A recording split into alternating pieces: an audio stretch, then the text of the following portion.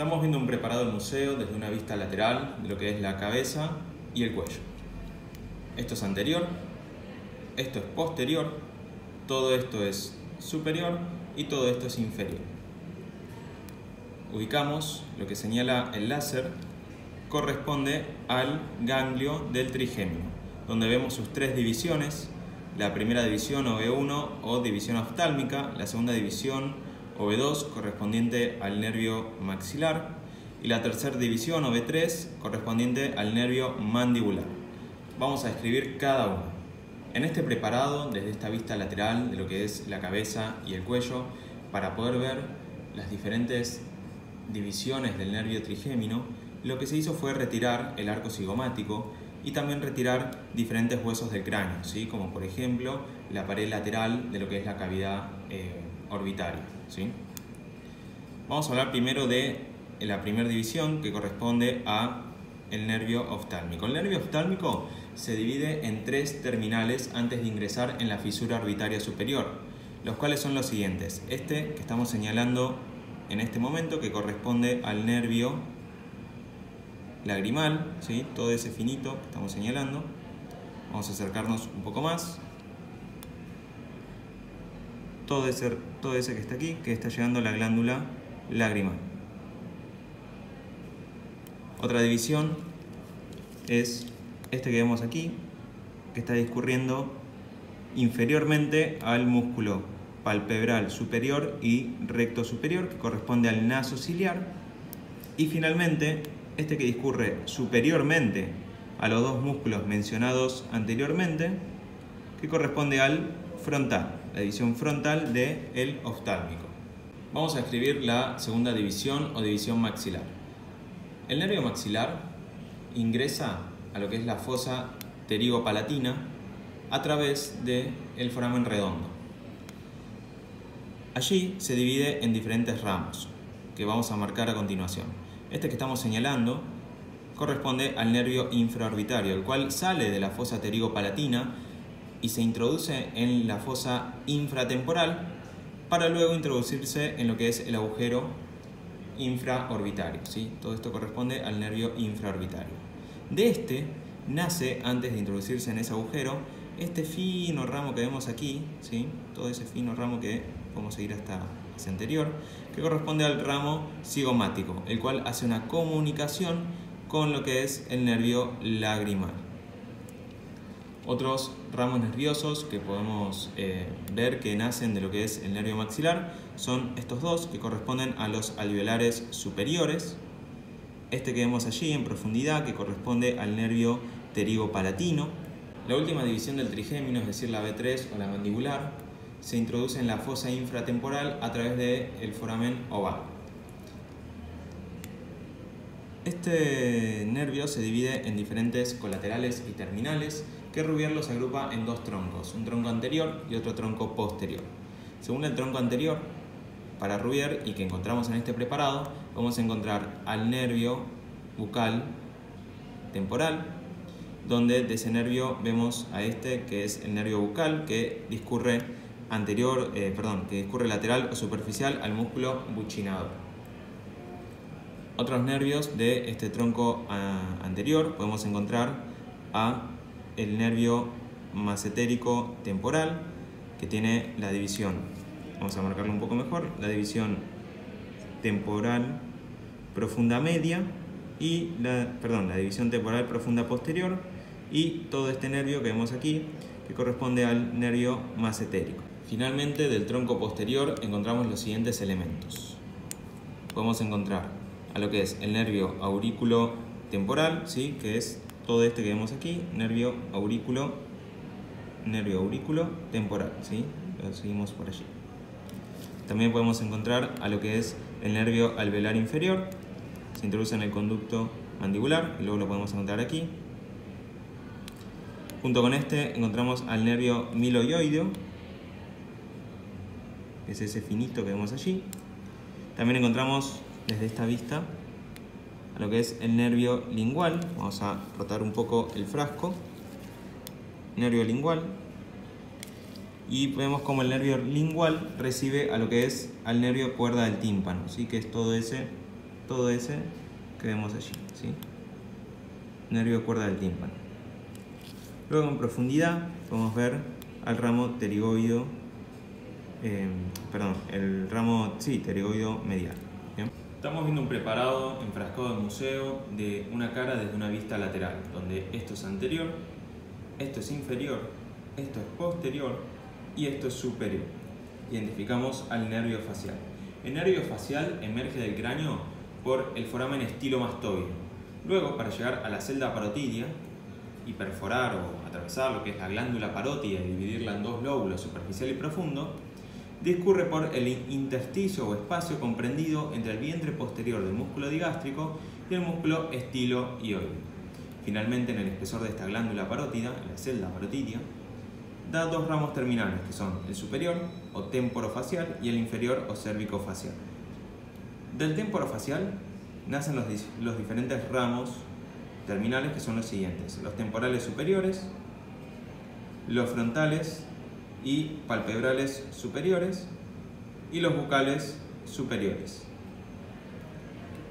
De la división inferior o cérvico-facial nacen los siguientes ramos terminales, que son los bucales inferiores, que lo señalamos ahí, vamos a tratar de señalarlo mejor, que son todos estos,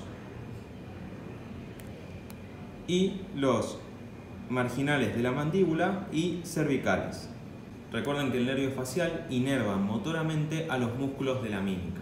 Estamos viendo un preparado de una vista lateral de la cabeza y parte de lo que es el cuello, ¿sí? Donde esto es superior, esto es inferior, esto es posterior y esto es anterior. Vamos a rotar el preparado de una vista lateral derecha hacia una vista posterior, lentamente. Bien. En profundidad vemos la cara posterior de lo que es la faringe, ¿sí? Que es todo esto que vemos aquí. Vemos diferentes elementos para ubicarnos: carótida común de un lado, carótida común del otro, ¿sí? Este sería el lado izquierdo y este sería el lado derecho. Esto que vemos aquí corresponde a la vena yugular interna. Vamos a enfocarnos en los elementos nerviosos. Vemos todo esto que corresponde a la cadena simpática cervical, ¿sí? Donde vemos estos ganglios correspondientes a esta cadena. Aquí podemos ver a lo que es el nervio vago, donde del ganglio inferior de este nace el nervio laríngeo superior con sus dos divisiones, la división interna y la división externa. Recuerden que la división interna se dirige hacia lo que es justamente la membrana tiroidea junto con la arteria laríngea superior, que viene en la arteria tiroidea superior. Perfora este nervio lo que es esa membrana e inerva sensitivamente lo que es la mucosa supraglótica de lo que es la laringe.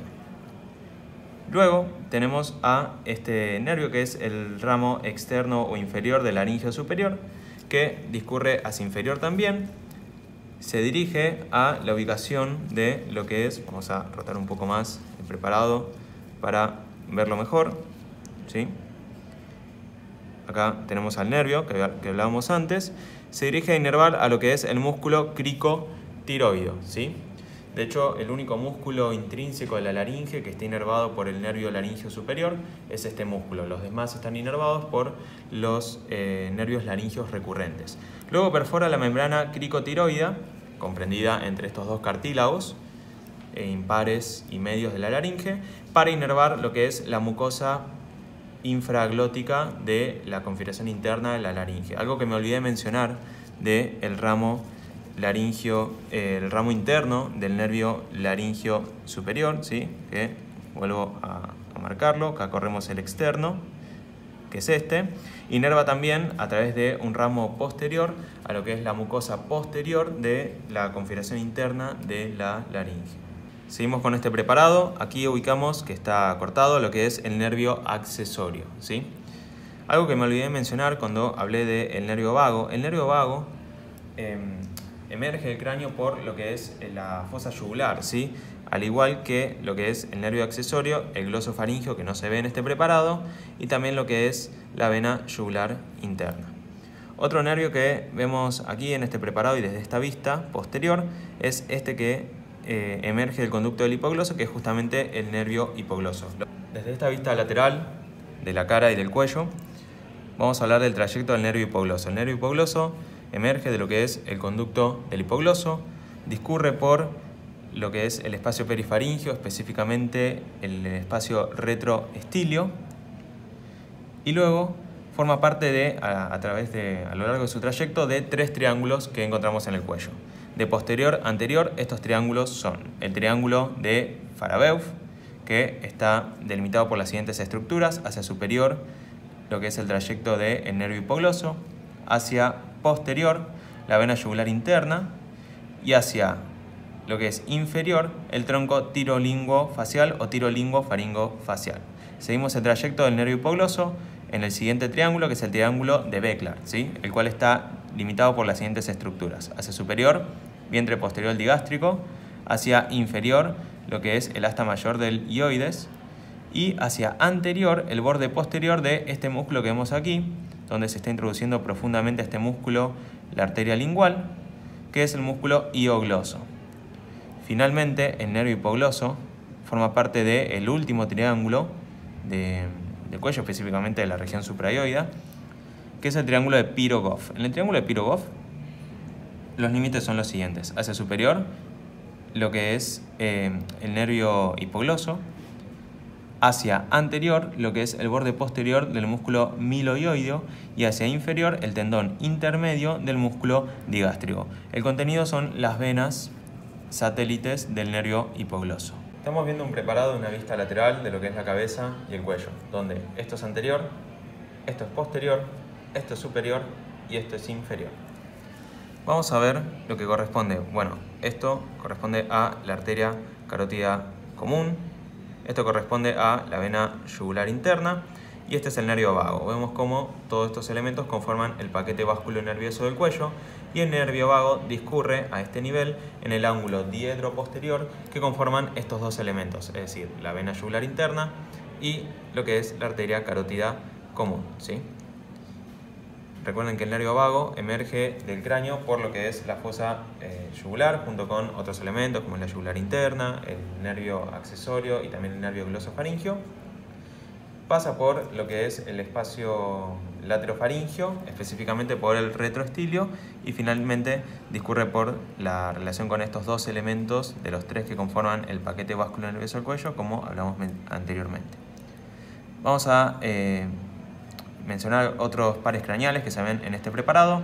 Vemos cruzando la cara lateral o externa de la arteria carótida externa al nervio hipogloso, ¿sí? Y vemos cómo también hacia anterior discurre lateral a lo que es el músculo hiogloso. Esta es una relación muy importante a recordar, ¿sí? También aprovecho para recordarles que tenemos de lateral a medial las siguientes estructuras: nervio hipogloso, músculo hiogloso, y en profundidad al músculo hiogloso encontramos a lo que es la arteria lingual, ¿sí? Otro nervio que vemos que está llegando a la base de la lengua es el otro nervio que nos faltaba describir de lo que es la fosa yugular, que emerge del cráneo de la fosa yugular, que es el nervio glosofaringio. Aquí vemos la parte terminal de su trayecto, pero recuerden que el nervio glosofaringio es el 9º par craneal.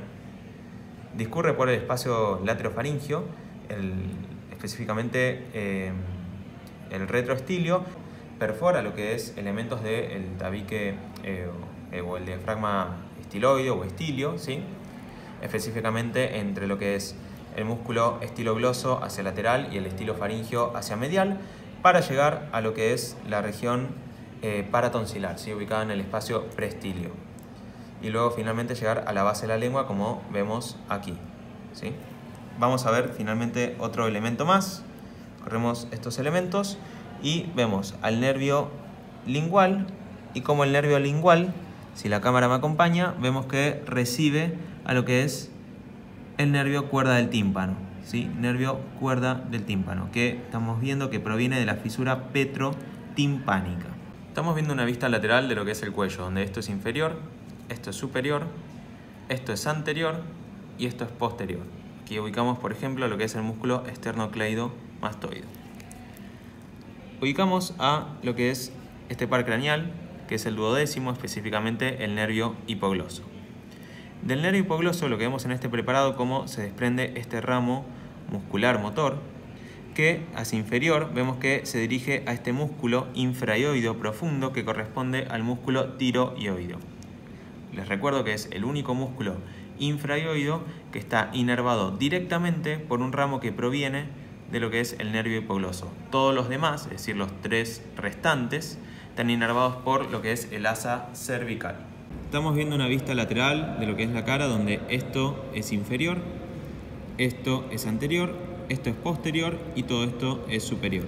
Este es el músculo macetero y esta es la rama de la mandíbula. Esto corresponde al borde inferior de la mandíbula. Vamos a rebatir a lo que es el músculo macetero y encontramos en profundidad, donde también se disecó lo que es la rama de la mandíbula, los siguientes elementos: el nervio lingual, el nervio alveolar inferior. Estamos viendo una vista anterior y lateral de lo que es el cuello, donde esto es superior, esto es inferior, aquí ubicamos lo que es la clavícula, todo esto es medial, estos son los elementos viscerales del cuello, y todo esto es lateral, ¿sí? Lateral izquierdo. Ubicamos, corremos elementos del paquete vasculonervioso del cuello, escaleno anterior, plexo braquial y discurriendo anteriormente a lo que es el escaleno anterior, el nervio frénico. Recuerden que el nervio frénico es un ramo muscular profundo del plexo cervical que proviene de una raíz principal de C4 y 2 raíces accesorias de C3 y C5. Estamos viendo una vista anterior de lo que es el cuello, donde esto es superior, esto es inferior, esto es lateral izquierdo y esto es lateral derecho. Todo esto corresponde a lo que es la laringe, cartílago tiroideo, cartílago cricoideo. Esto es la glándula tiroides. Vamos a buscar lo que es los nervios laringios recurrentes. Aquí los encontramos. Nervio laringio recurrente izquierdo. Recuerden que viene de lo que es el vago, nervio vago izquierdo, y nace inferior al callado de la aorta y discurre en el ángulo tráqueo o espacio tráqueo-esofágico, ¿sí? Recuerden que el esófago, a este nivel que estamos agarrándolo aquí, rebalsa lo que es hacia la izquierda a la tráquea, ¿sí? Esto corresponde a la cara anterior izquierda del esófago. Nervio laringio recurrente. Recuerden que el nervio laringio recurrente tiene una estrecha relación con una arteria a este nivel, que es la arteria tiroidea inferior. Estamos viendo una vista anterior y lateral de lo que es el cuello derecho, donde esto es superior, esto es inferior, todo esto es medial y anterior y todo esto es posterior y lateral. Este corresponde al músculo esternocleidomastoideo, y para poder evidenciar en un preparado a lo que es el nervio accesorio o espinal, tenemos que rebatir a lo que es este músculo y de su cara profunda encontrar un nervio que esté llegando a inervarlo, ¿sí? Que es el nervio accesorio. Estamos viendo una vista anterior y lateral de lo que es el cuello derecho, ¿sí? O la porción derecha de la cara anterolateral del cuello, donde esto es anterior, esto es lateral, esto es superior, este es el borde inferior de la mandíbula y todo esto es inferior, ¿sí? Superior e inferior. Encontramos a lo que es este nervio, que corresponde al nervio hipogloso. Vean cómo cruza lateralmente a lo que es a la carótida externa y cómo de este nervio proviene este ramo descendente que se une con el ramo descendente motor de lo que es el plexo cervical para conformar el asa cervical. Vean cómo esta asa cervical está lateral o superficial o externa a la vena yugular interna y cómo su convexidad hacia inferior se relaciona con el vientre posterior del músculo omoioideo. Recuerden que esta asa cervical es la que inerva a los diferentes músculos infraioideos, ¿sí? Como vemos que está llegando a inervar a estos, como vemos ahí con este ramo, por ejemplo. Vamos a dar comienzo a la explicación de la vascularización de la cabeza y del cuello, ¿sí? La misma va a estar dada por 2 principales arterias, ¿sí? Que son la arteria carótida común, dando sus ramas, tanto externa como interna, y también la arteria subclavia, ¿sí? Vamos a iniciar con la irrigación para luego finalizar hablando del drenaje venoso, ¿sí? De esta región. Recordemos que las arterias carótidas comunes no tienen el mismo origen. Una nace de una rama del tronco brachioencefálico a la altura de la articulación esternoclavicular derecha, en donde el preparado fue removido, pero es a esta altura, y otra, del lado izquierdo, nace directamente del callado de la aorta, un elemento vascular que se encuentra dentro del tórax, y no lo vamos a ver en este video, sino que lo vamos a ver en el próximo, las relaciones de la carótida común izquierda intratorácicas. Igualmente, una vez llegadas ambas a la región del cuello, van a tener las mismas relaciones, por ende vamos a tratarlas a ambas indistintamente, ¿sí? Iniciando con la descripción de las relaciones de la arteria carótida común, la misma va a ascender a lo largo del cuello, ¿sí? Como le vemos en la imagen, hasta la articulación, hasta la altura de C4, ¿sí? Donde podemos evidenciar, ¿sí?, la misma dividiéndose en dos ramos terminales, una arteria carótida interna y carótida externa, ¿sí? En este punto en donde la arteria carótida común da sus dos ramas terminales, lo vamos a denominar corpúsculo carotidio o cuerpo carotidio, ¿sí?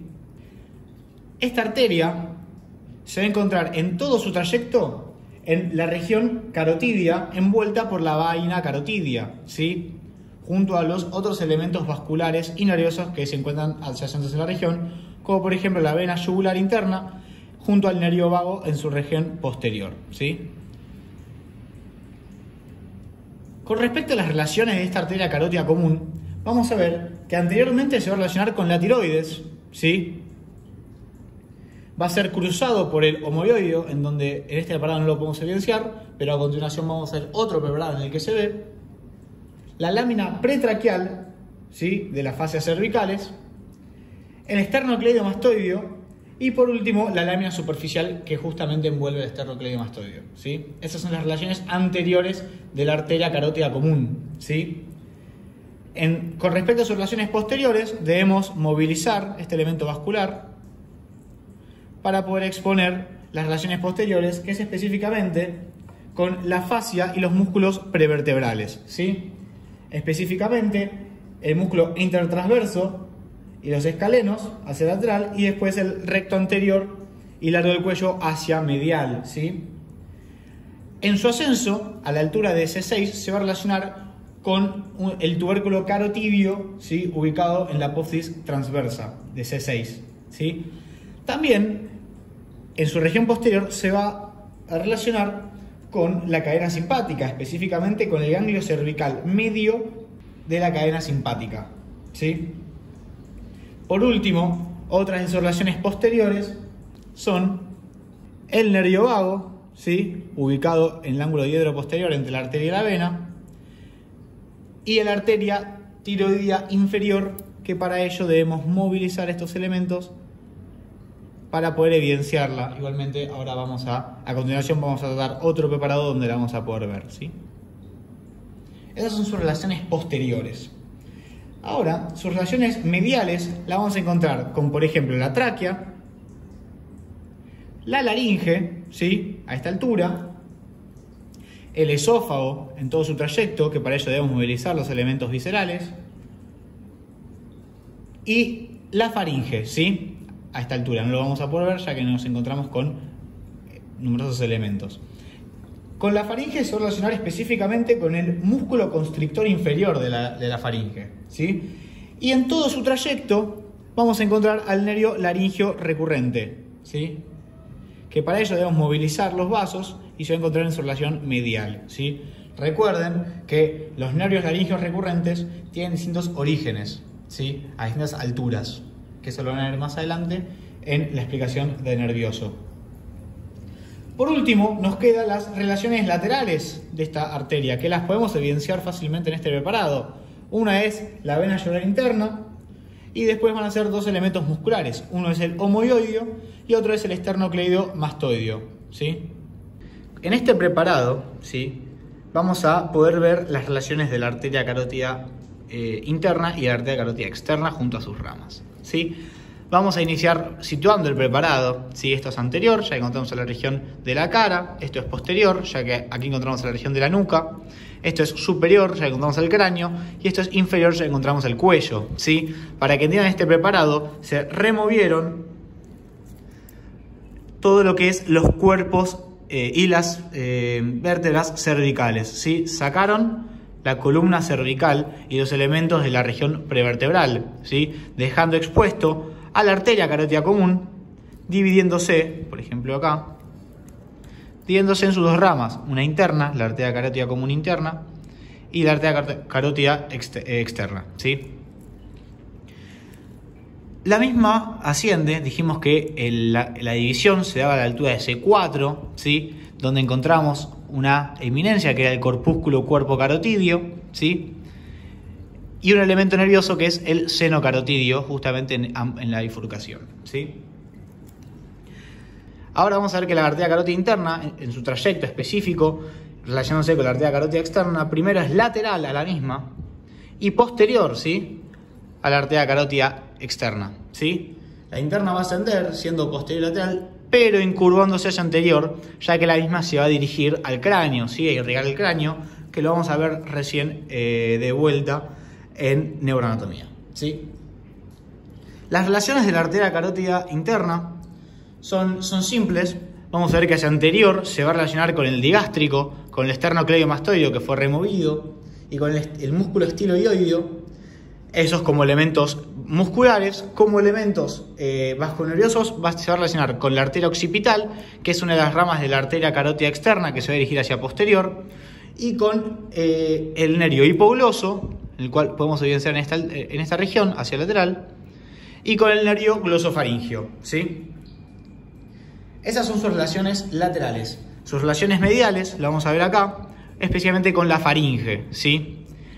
Y hacia posterior, la arteria carótida interna se va a relacionar con la cadena simpática, específicamente este ganglio que podemos evidenciar a esta altura, ¿sí?, que es el ganglio cervical superior de la cadena simpática, y acá el otro, ¿sí? Por último, hacia anterior, vamos a encontrar al diafragma estilio, ¿sí?, de la región perifaringea, ¿sí? En relación ahora a la arteria carótida externa, ¿sí?, la misma, y van a ser a la misma altura que la carótida interna, y se la puede dividir en dos porciones. Una, que es a la altura del cartílago tiroideo, ¿sí?, que básicamente es su nacimiento, y su terminación, que es a la altura, ¿sí?, del cuello condilio del maxilar, ¿sí? Todo este trayecto va a tener la arteria carótida externa y va a ser dividida en dos regiones o en dos porciones por el músculo digástrico, que lo va a cruzar, ¿sí?, dando una región superior y una región inferior, ¿sí?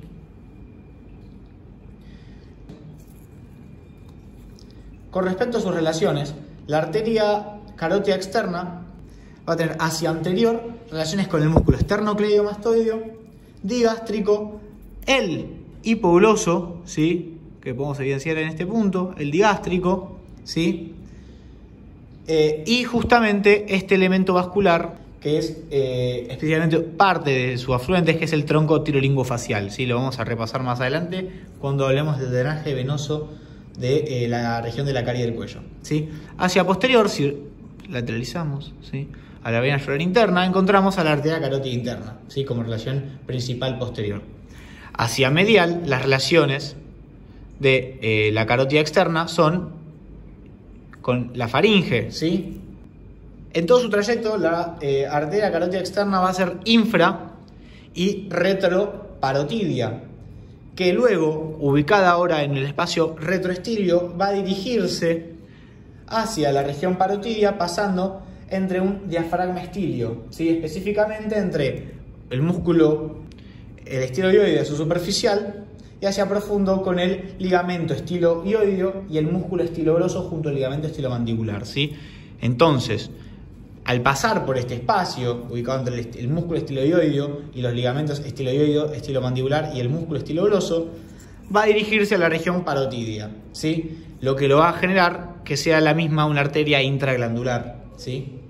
Con respecto a sus ramas, vamos a ver que va a dar numerosas ramas en todo su trayecto, ¿sí? La arteria carótida externa, la primera rama va a ser la arteria tiroidea superior, ¿sí?, que se va a relacionar con el músculo constrictor medio de la faringe y luego con la laringe, ¿sí? Aquí la vemos naciendo de la arteria carótida externa, ¿sí?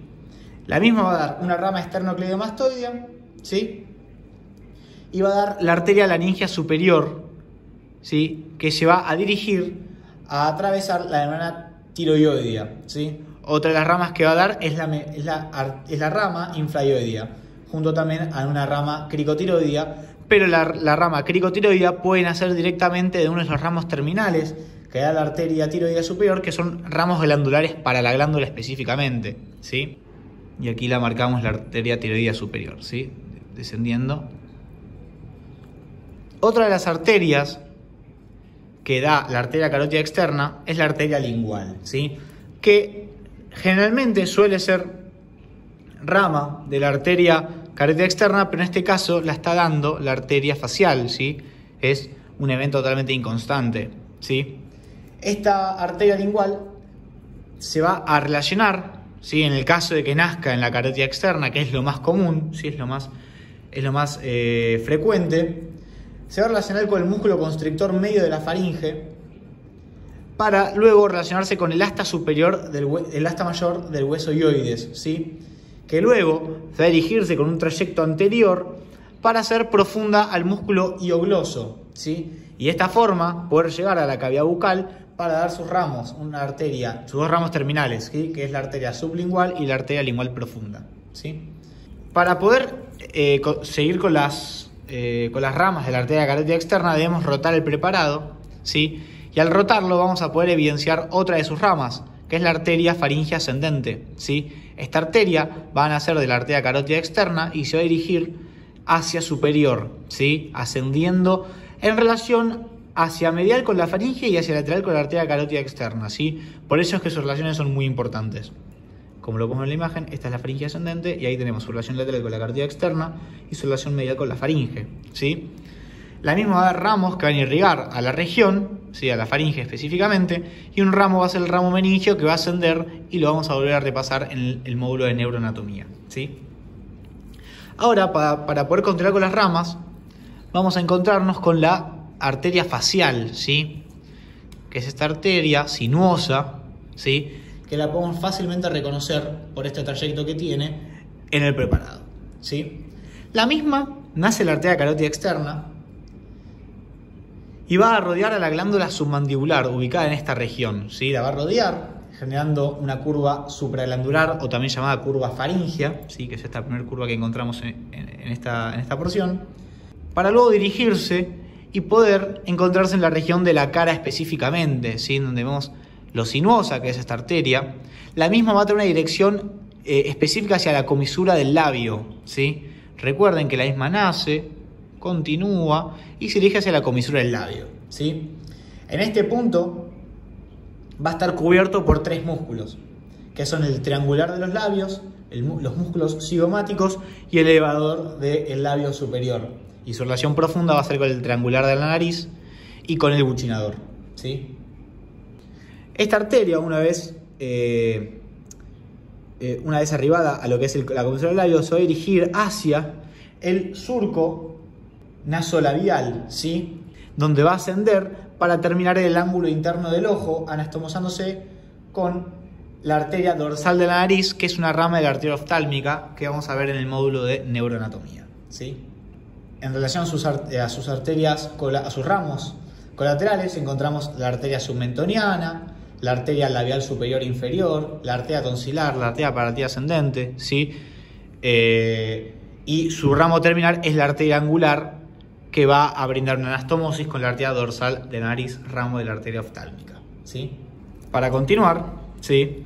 Vamos a nombrar las últimas ramas que tiene la arteria carótida externa, ¿sí? Las ramas colaterales de esta arteria, que una de ellas, de vuelta, debemos inclinar el preparado y ver su cara posterior, que es la arteria occipital, ¿sí? Que es una de las relaciones, que ustedes recuerdan, una de las relaciones que presenta con la arteria carótida interna, ¿sí? La arteria occipital se va a dirigir hacia posterior, cruzando, de esta forma lo pueden ver, a la vena yugular interna, ¿sí? La vena se encuentra aquí y la arteria se encuentra aquí. Va a cruzar la vena yugular interna para dirigirse a la región de la nuca, donde la pueden recordar del TP de dorso de locomotor, ¿sí? La misma va a pasar en un punto ubicado entre la apófisis mastoides y la apófisis transversa del C1, ¿sí? Entre ese punto va a pasar la arteria occipital para dirigirse a la región de la nuca, ¿sí?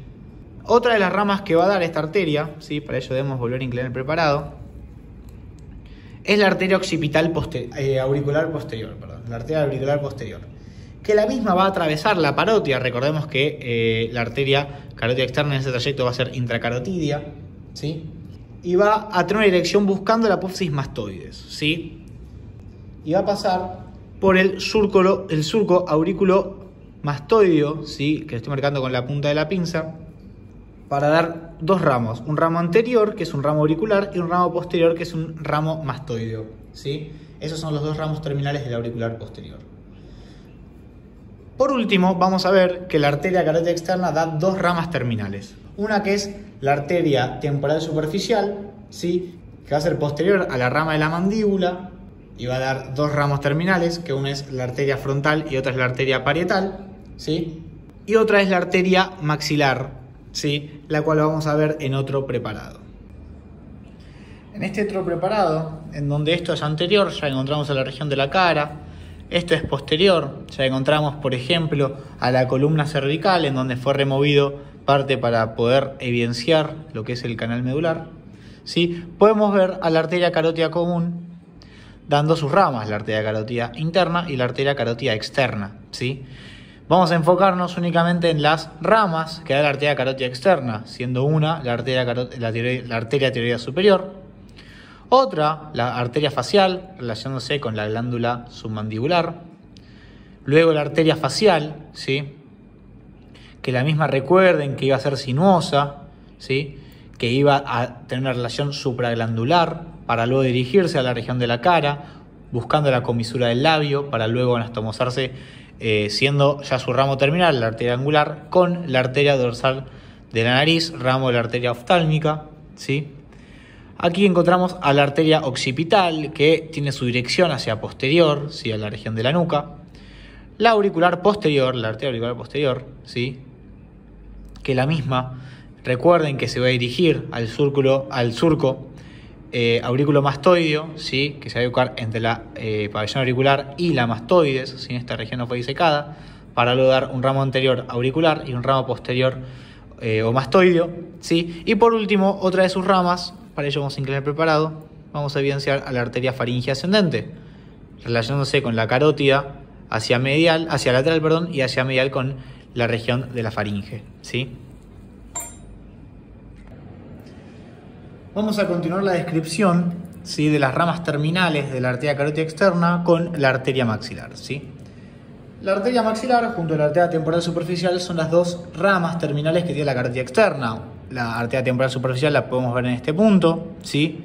Dando su ramo anterior y posterior, o frontal y parietal, junto a este ramo que es la arteria transversa de la cara, ¿sí?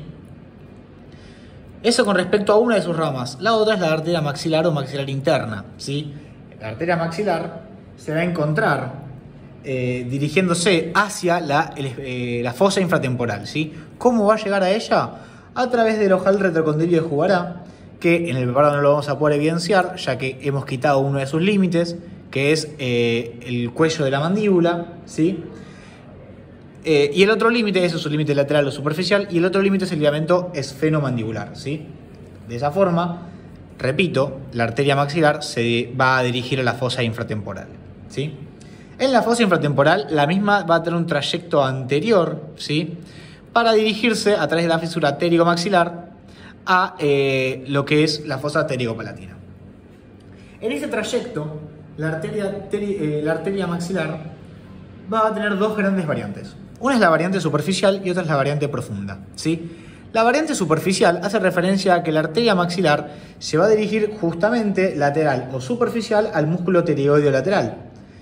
Esta es la variante predominante, mientras que una variante menos constante es la variante profunda, en la cual la arteria va a ser medial al músculo pterigoideo lateral hasta su extremo anterior, en donde va a atravesar los dos fascículos de este músculo para colocarse lateral, ¿sí? Una es la variante superficial, que es la que se encuentra en el 65% de los casos, y otra es la variante profunda, que se encuentra en el porcentaje restante, ¿sí? De esta forma, la arteria va a dirigirse desde la fosa infratemporal hacia la fosa pterigopalatina para dar su rama terminal, que es la arteria esfenopalatina, que la van a recordar del TP de cráneo de locomotor, ¿sí? Con respecto a sus ramas, la arteria maxilar va a dar numerosas ramas, las cuales las vamos a poder agrupar según su trayecto: ascendentes, descendentes, anteriores y posteriores, ¿sí? En relación a las arterias ascendentes, vamos a encontrar, por ejemplo, que esta es la arteria maxilar, a la arteria timpánica, ¿sí? La vemos en este punto. La arteria timpánica, ¿sí? La arteria timpánica anterior lo que va a hacer es dirigirse hacia la fisura petrotimpánica, o también llamada fisura de Glaser, para irrigar la región timpánica. De ella va a nacer una pequeña rama que, si nosotros rotamos el preparado, la vamos a poder evidenciar, ¿sí? Esta es la arteria timpánica, y ahí va a dar un pequeño ramito que es la articulación auricular profunda, que va a irrigar la región profunda del pabellón auricular, ¿sí?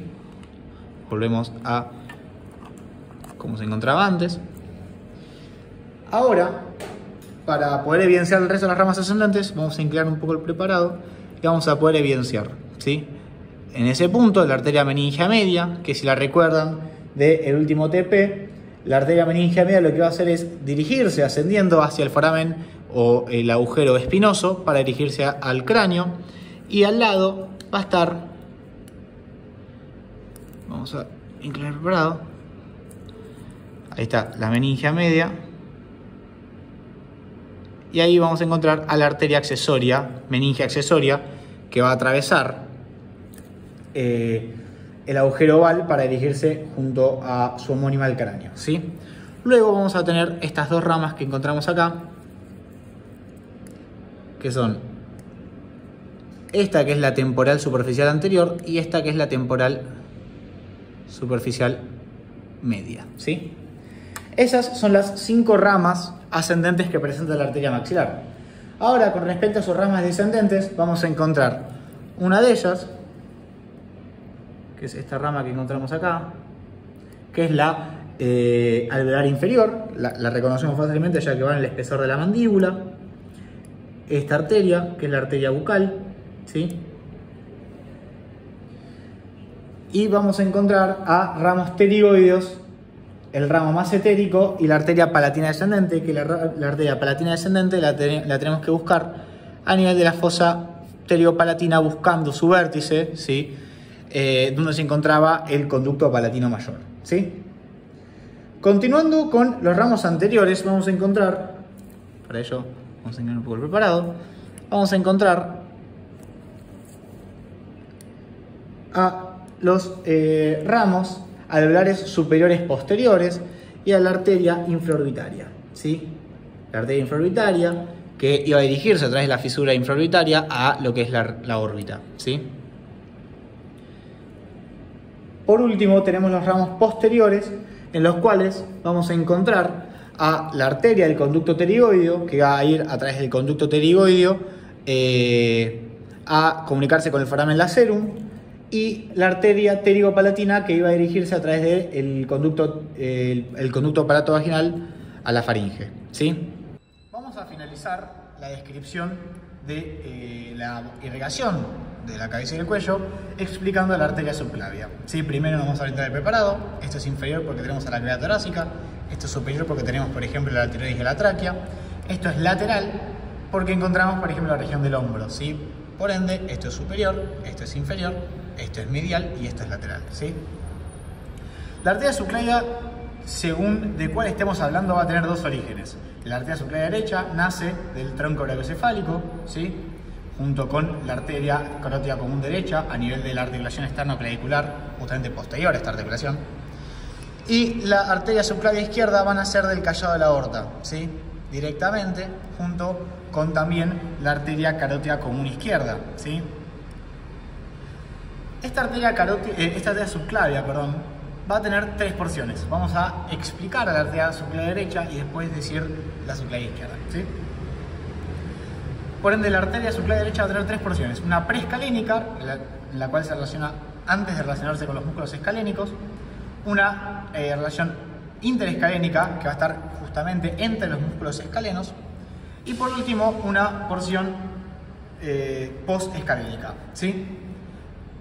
Vamos a iniciar explicando las relaciones de la arteria subclavia derecha en su porción preescalénica, que es la más compleja debido a la gran cantidad de relaciones que esta presenta, ¿sí? Anteriormente vamos a encontrar primero a elementos nerviosos, como por ejemplo es el nervio vago, ¿sí? Dando el nervio laringeo recurrente. Vamos a encontrar al nervio frénico, ¿sí? En este momento está tapado en gran parte por lo que es la vena. Y por último, el otro elemento nervioso es el asa subclavia, ¿sí? Que es un asa exclusivamente simpática que va a ir desde el ganglio cervical medio al inferior, ¿sí? Esas son sus relaciones inmediatas en su cara anterior. Luego vamos a ver relaciones venosas en su cara anterior, como son la vena subclavia, la vena brachiocefálica derecha. Y luego, por último, vamos a encontrar elementos musculares, los cuales no los vamos a ver en esta imagen, pero son los músculos infraioideos, la clavícula y la articulación esternoclavicular derecha, ¿sí? Esas son sus relaciones anteriores. Con respecto a sus relaciones posteriores, las cuales no lo vamos a ver, ya que el preparado no fue disecado en profundidad, vamos a encontrar al nervio laringeo recurrente, a la membrana suprapleural, junto al ligamento suprapleural, el ganglio estrellado, el ganglio simpático estrellado, y a la cúpula pleural, ¿sí? Que entre la cúpula pleural y los elementos y la arteria vamos a encontrar a la raíz de T1 y C8, ¿sí? Que van a ser muy importantes, ya que van a separar a mi arteria subclavia derecha de lo que es la fosita suprarretropleural, o también llamada fosita de Sibelot, ¿sí? Los elementos que van a encontrarse entre la región pleural y la arteria van a ser tres elementos nerviosos, ¿sí? Uno va a ser la comunicación del frénico con el ganglio estrellado, otro va a ser el nervio laringeo recurrente y el último va a ser el asa subclavia, ¿sí? Luego vamos a continuar con la región interescalénica, ¿sí? Que se encuentra entre los escalenos. Va a ir específicamente entre el escaleno anterior, ¿sí? Hacia anterior, y el medio hacia posterior, ¿sí? El medio hacia posterior, ¿sí? Aquí se va a relacionar con la primera costilla también, en donde va a generar un tubérculo llamado tubérculo de Lisfranc, ¿sí? Hacia posterior, en esta región, se va a relacionar con el plexo braquial también, ¿sí? Y por último tenemos a la región posescalénica, la cual anteriormente vamos a encontrar a la vena subclavia junto a la clavícula, y posteriormente vamos a encontrar el plexo braquial, ¿sí? Esta última porción es una porción característica, ya que no va a dar ningún tipo de ramas. Eso es con respecto a las relaciones de la arteria subclavia derecha. Con respecto a la arteria subclavia izquierda, la misma va a tener las mismas relaciones, exceptuando por que no va a tener relación con el vago, ¿sí? Ya que este es más medial junto a la vena yugular interna. Por ende, las únicas relaciones nerviosas que va a tener son con el frénico y con las asas anastomóticas simpáticas, ¿sí? Y por último, la arteria subclavia izquierda se va a relacionar anteriormente con el conducto torácico, ¿sí? Un elemento que vamos a ver de vuelta también en el TP de tórax, ¿sí? Perfecto. En este preparado vamos a repasar las ramas de la subclavia, ¿sí? Esto es medial, ya que contamos a los cuerpos vertebrales. Esto es inferior, ya que vemos el tórax. Esto es lateral, ya que vemos al miembro superior. Y esto es superior, ya que vemos a la región del cuello, ¿sí? Podemos encontrar las tres porciones de la subclavia: la porción preescalénica, la interescalénica y la posescalénica. Recuerden que la región posescalénica no da ramas, ¿sí? Eso es lo más constante. Y ahora vamos a continuar explicando las ramas, iniciando con esta, que es la arteria vertebral, ¿sí? La arteria vertebral, que la deben recordar del TP de dorso, ya que la misma se iba a dirigir por todos los forámenes transversos, ¿sí? Para luego atravesar el agujero magno o el foramen magno y dirigirse a la región del encéfalo. Después vamos a encontrar a esta arteria, que es la torácica interna o mamaria interna, que la vamos a repasar en el módulo, en el TP de tórax. Luego tenemos aquí el tronco tirocervical, formada por la tiroide inferior, formado por la cervical ascendente, formado por las arterias supraclavicular, que la misma se va a relacionar con el plexo braquial posteriormente y anteriormente con el músculo homoioideo, y también por la arteria dorsal de la escápula y cervical transversa, ¿sí? Luego, el otro tronco que no vamos a poder evidenciar es el tronco costocervical, que va a dar dos arterias. Una es la arteria intercostal suprema y otra es la cervical profunda. La histerectomía suprema la vamos a repasar en el TP de tórax, y la cervical profunda se va a relacionar con la raíz de C8 y va a dirigirse hacia profundo, ¿sí? ya que va a dirigirse a la región del cuello, ¿sí? Específicamente a la región de la nuca. Vamos a finalizar con una breve explicación, ¿sí? de la cabeza del... Vamos a finalizar con una breve explicación del drenaje venoso, ¿sí? de la cabeza y el cuello, ¿sí? Primero vamos a estudiar el preparado que vimos previamente, ¿sí? Esto es anterior. Esto es anterior, ya encontramos en la región de la cara. Esto es posterior, ya encontramos en la región de la nuca, ¿sí? Esto es superior y esto es inferior, ya encontramos en la región del tórax, ¿sí? En esta imagen estamos viendo justamente una imagen de una disección de un cuello, ¿sí? En donde vemos numerosos elementos que ya fueron repasados previamente, pero ahora nos vamos a concentrar únicamente en las venas, ¿sí? Uno de los elementos principales que va a drenar la sangre de lo que es el cráneo, ¿sí? la cabeza y el cuello es la vena yugular interna, ¿sí? que la estoy marcando con la punta de la pinza en este momento, ¿sí? Que si recordamos, la vena yugular interna iba a acompañar tanto la arteria carótida interna, descendiendo esta, ¿sí? A lo largo de todo lo que es la cabeza, para luego descender junto a la arteria carótida común, que vemos si movilizamos a la vena, va a descender justamente anterior y lateral a la misma, ¿sí? Esa es su relación principal. Pero primero debemos repasar el origen de esta vena, ¿sí? La vena yugular interna. La misma van a ser a nivel del foramen yugular. Recordemos que dentro del foramen este elemento es el más posterior, ¿sí? Inmediatamente luego de haber pasado a través del foramen yugular y haber salido del cráneo, la vena yugular interna se va a relacionar con la arteria carótida interna, ¿sí? Para descender junto a ella justamente lateral a la misma, ¿sí? En este parado no lo podemos ver ya que no fue disecado esta región, ¿sí? Si no lo estuviéramos viendo.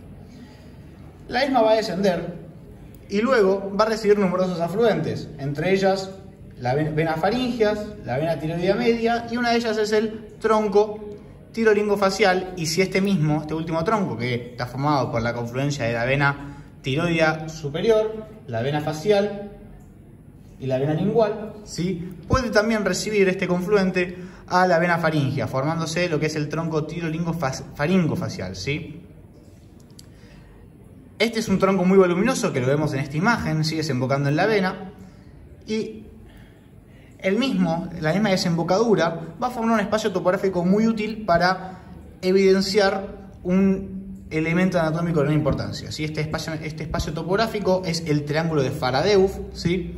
Que está delimitado por la vena yugular interna, ¿sí? El tronco de la vena yugular interna hacia posterior, hacia inferior lo que es el tronco tirolingofacial o tirolingofaringofacial, y hacia superior el nervio hipogloso, ¿sí? Que el mismo va a tener como profundidad, vamos a poder ver la división de la arteria carótida común en la arteria carótida interna y la arteria carótida externa, ¿sí? Como vemos en la imagen, ¿sí? Movilizamos un poco el nervio para ver la división. La arteria carótida externa en este punto y la arteria carótida interna en este punto, ¿sí?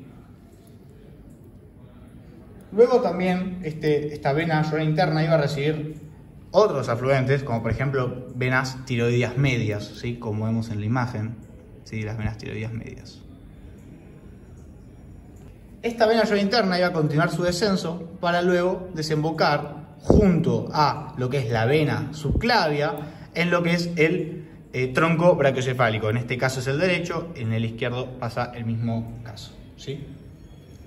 Esta no es la única vena que vamos a ver a nivel del cuello, ¿sí? Recuerden que tenemos a la vena yugular externa, ¿sí? Que la misma iba a nacer a nivel de la parótida. En este caso no la podemos ver, pero nace a nivel de la parótida, formado por dos venas principales, que son la vena maxilar y la vena temporal superficial. La misma iba a descender, ¿sí? A lo largo de la cara más lateral del cuello, ¿sí?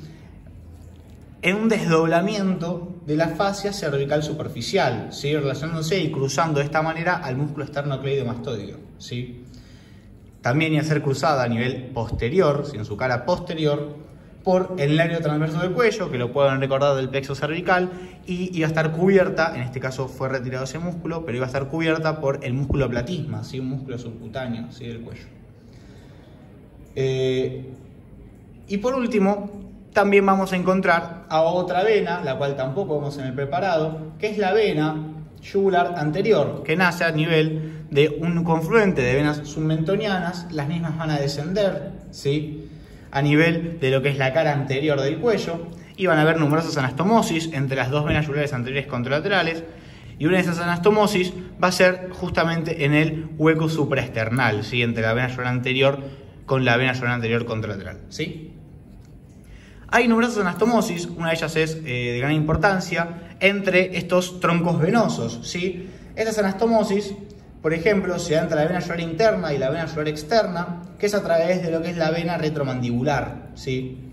Y por último, ahora vamos a marcar en este punto a la vena subclavia, en este caso es la vena subclavia derecha, en el caso contralateral se encuentra en la misma región, con las mismas relaciones, ¿sí? Y recuerden, ¿sí?, sus relaciones importantes hacia posterior, con lo que es el tronco arterial principalmente, el tronco arterial subclavio, ¿sí?, la arteria subclavia, y hacia anterior con lo que es la clavícula y la articulación externo-clavicular, en este caso la derecha, la cual fue removida, ¿sí?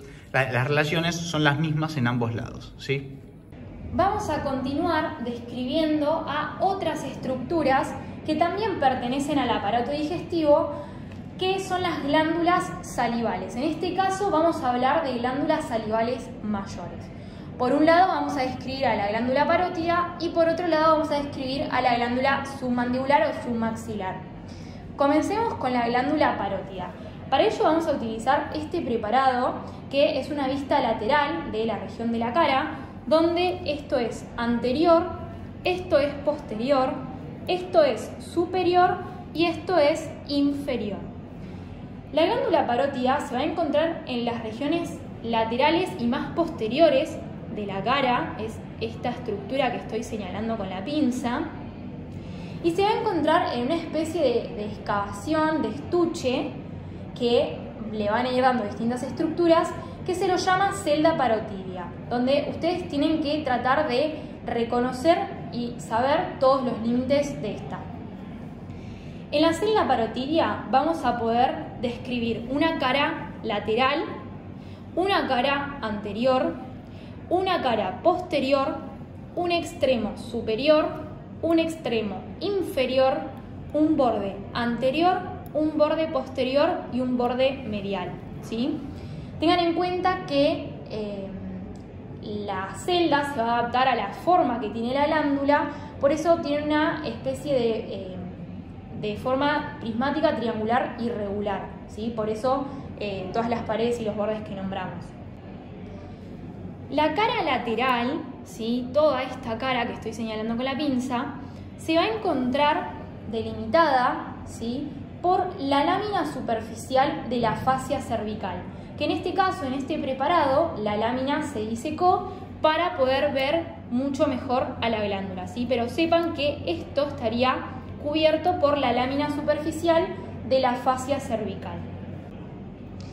La cara anterior de la glándula va a presentar de lateral a medial relaciones con el borde posterior de este músculo que estoy señalando con la pinza, que es el músculo macetero, que recuerden que forma parte de los músculos de la masticación. Siguiendo, si yo diseco este músculo, me voy a encontrar con el borde posterior de la rama de la mandíbula.